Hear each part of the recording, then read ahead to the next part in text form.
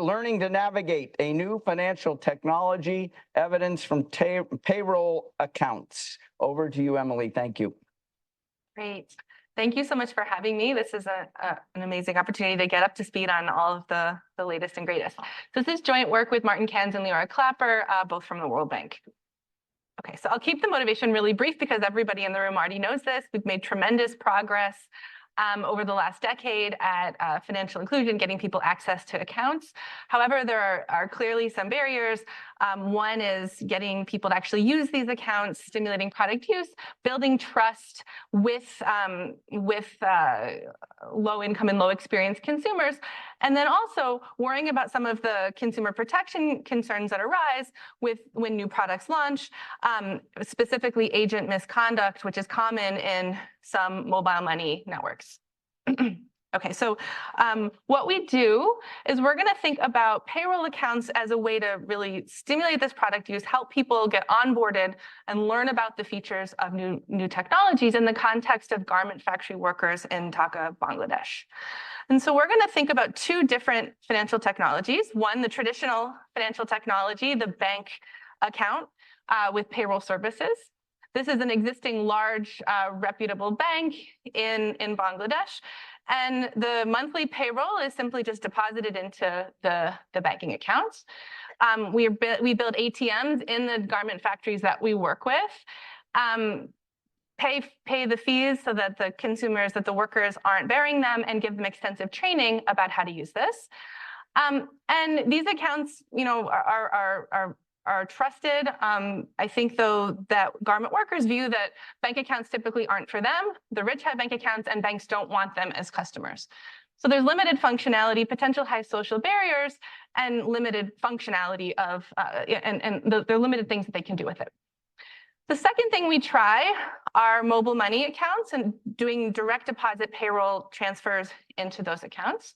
We're doing this in the early days of bKash in Bangladesh when people were still, it was in our context, the workers all were very well aware of it, but very few of them had accounts of their own. And so this is something where there's a lot more functionality. They can send remittances, they can save.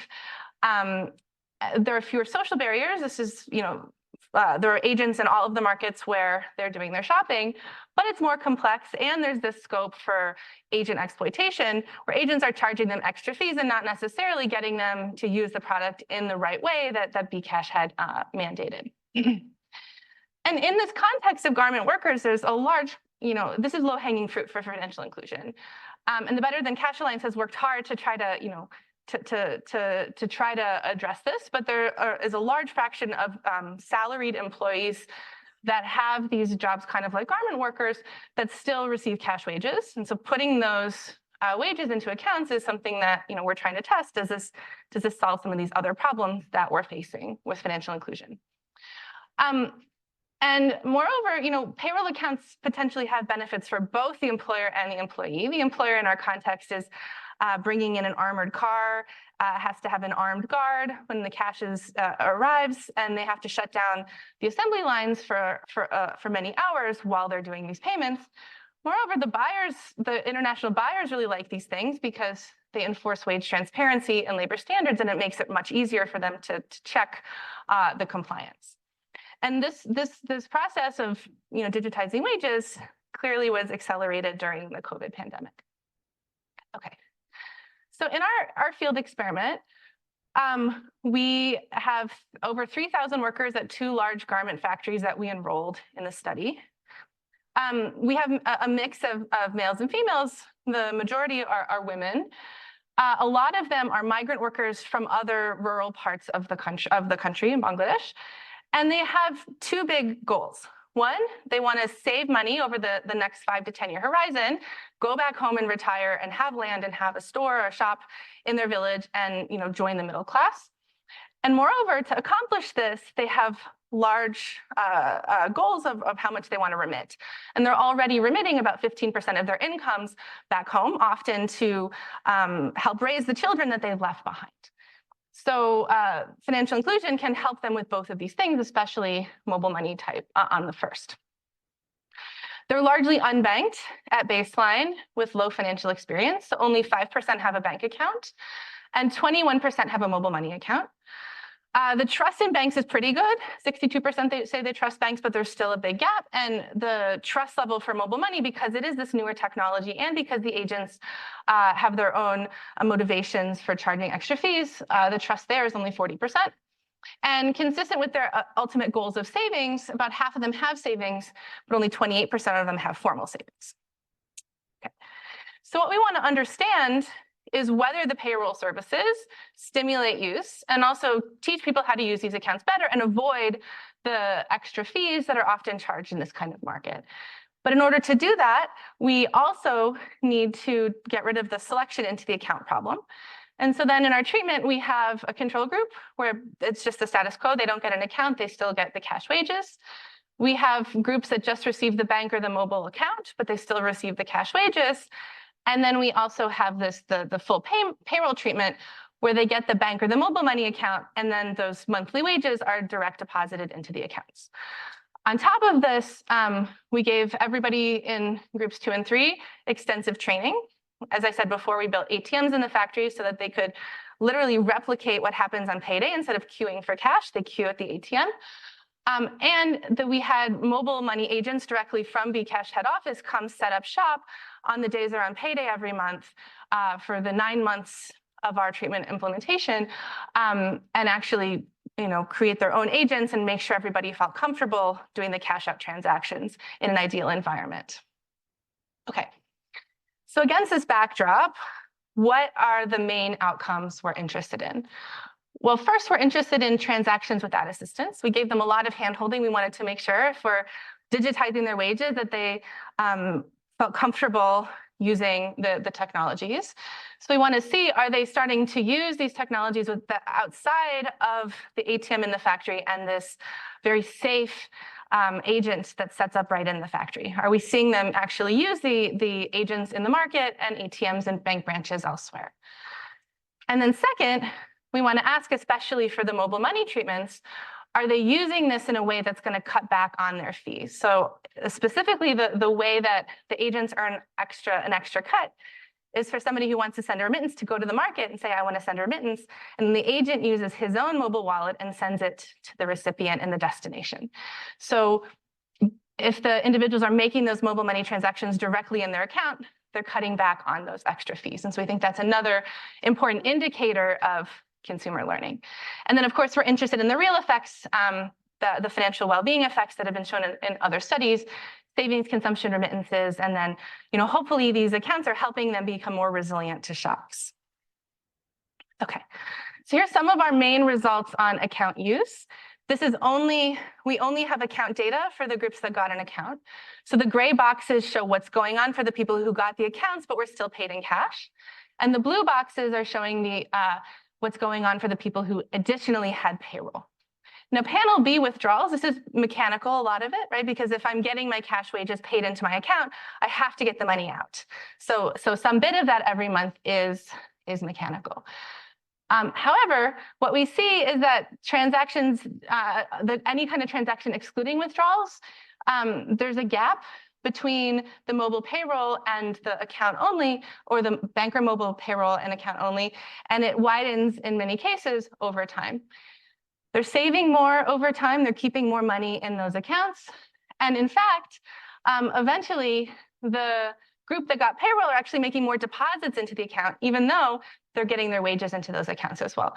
So we're just seeing much more robust usage of the accounts in the treatments where individuals were given the payroll on top of just the training plus the free account. Okay, so as I mentioned, we have 2 other important markers of what we think are indicative of the workers learning. So this one is outside transactions. And this is something that we can see in the account data. Are they doing any transactions that are outside the ATM in the factory that we had set up, or those agents from the head office that came and set up shop? And so these are just the means. And so we care about the difference in means across the payroll group on the left and the account only group on the right. And we see that payroll accounts cause individuals to be 58 percentage points more likely to make any of these transactions outside of the factory without assistance than those in the account-only group. So this isn't all coming just from using what's going on in the factory. They're also learning, and they're doing this more broadly.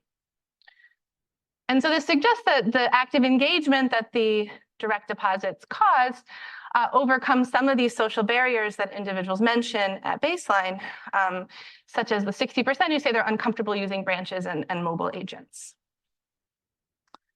Okay, our second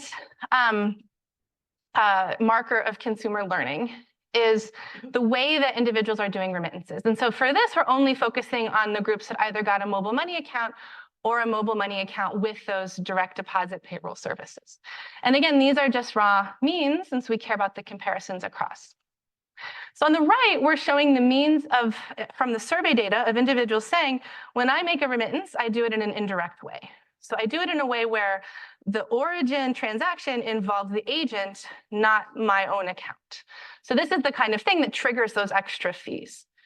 A direct transaction is something we code as being a transaction where the worker, him or herself, is using the mobile money account and sending that money directly from their own account to others. Now, one important fact in interpreting these results is that none of the treatments has any impact at all on total remittances. So the quantity of remittances is fixed. Individuals seem to have a fixed amount that they want to make sure they're getting back to their family in the rural areas. And so the treatments don't affect that. But the treatments do affect the way in which these remittances are sent. So we see that the mobile account group is still not very likely to do a direct transaction, which is the better way to do it that economizes on fees. And the mobile payment group is much, much more likely to actually do this. And what's interesting is if you have the same goal of the amount of remittances you want to send, there's actually no difference in the physical steps you would take to do if you have a mobile account only, to do the transaction the right way. The right way to do it is to go to the agent to cash in, then to send the transaction directly from your phone. Instead, they're going to the same agent, they're giving them the same amount of cash, and they're having the agent do it. So this isn't about something about the fixed cost of getting to an agent. This is really feeling comfortable and understanding how to do these transactions the right way. Okay, consistent with the previous literature, we find that the accounts plus payroll have an impact on savings, especially at the bottom, at low levels of savings. It increases the total savings, and it does also shift money from informal to formal savings. I'm not showing you all those results. To finance this consumption, we see a decrease in discretionary consumption. We don't see any decrease in food consumption, which is reassuring. We also show in column 4 that individuals in the payroll treatments are less likely to report that they had a shock that they weren't able to mitigate with the resources they had on hand. And part of this includes missed meals. They're less likely to experience those. So in general, this is encouraging. This conforms with some of the previous evidence showing these types of benefits in terms of savings, financial resilience, et cetera, from financial technologies. Okay. Consistent with all of these positive effects, one thing we find is that the treatments do increase trust. The control group, which I'm not showing here, has about 38% trust in technology, both for leaving 1,000 taka in the account and leaving 5,000 taka in the account. And you can see that mobile payroll has the biggest impact on getting people comfortable with leaving their money in these accounts. So we think this is part of the mechanism, but that's going on, consistent with work from some of you in the room. Okay, so I don't have time to show the details, but we can look and ask, is there heterogeneity in our results in terms of who's driving these positive effects? And so we use some recent methods to let the data tell us what are the features of the worker that's predictive of who has the biggest treatment effects. And we see that the method kind of splits the workers into two groups. So a lot of the learning impacts seem to be driven by the people who already had a foothold in financial inclusion. They had some experience with the formal financial product before, and they were able to really, the intervention was able to really give them the confidence and the tools to do a lot of this on their own. However, we find a different set of results for women who didn't have very much control, who also didn't have very much exposure to formal financial products. They don't get the learning benefits, but they do get the savings benefits. So this suggests that for a good chunk of the workers, just giving them the experience and the reason to engage with the account is enough. For this other group of people, a bit more is needed to really get them to embrace all of the functionality and the features of these accounts. Okay. There's one final thing that we did. We did an audit study to try to understand if consumer learning can help to drive out financial misconduct, and I'll just give you the results. We gave workers who worked at garment factories in the area a script to go ask the agent in those markets for help making a financial transaction, and we gave them a sophisticated script or an unsophisticated script. And one idea is that if people are learning in our intervention, then when they're talking to the agents, they look more like those sophisticated customers. And the low knowledge script led to a 44 percentage point increase in extra charges. And this effect is much bigger in markets where there's no factory already paying direct deposit wages nearby. And so this is suggestive evidence that maybe a more sophisticated consumer base can also further drive out some of this misconduct. And so I'll leave it there. Thanks so much.